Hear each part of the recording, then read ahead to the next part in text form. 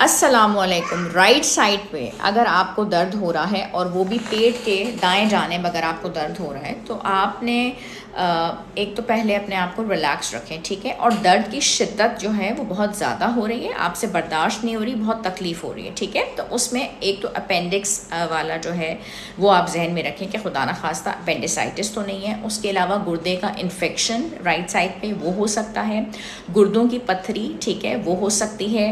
पेट के अंदर एक तो गैस भी हो सकती है, तो आप ग्रीन टी का इस्तेमाल कर लें, वो गैस के अमल को बहुत कंट्रोल कर लेती है। और उसके अलावा आंतों का जो सिंड्रोम होता है ये IBS, तो वो IBS एक सिंड्रोम है, ठीक है। आप उसको डाइट के ज़रिए, पानी के ज़रिए, वॉक के ज़रिए, ग्रीन टी ले ली, इस पर गोल ले लिया, पानी के अंदर दही, इन चीज़ों से ठीक कर सकते हैं। लेकिन जो ऊपर वाली कंडीशन है they are very serious, appendix का प्रॉब्लम है या कोई किडनी स्टोन्स वगैरह हैं, फौरी तौर पर फिर आप इमरजेंसी में जाइए, अपना अल्ट्रासाउंड करवाइए, चेकअप कराइए, फिर उसको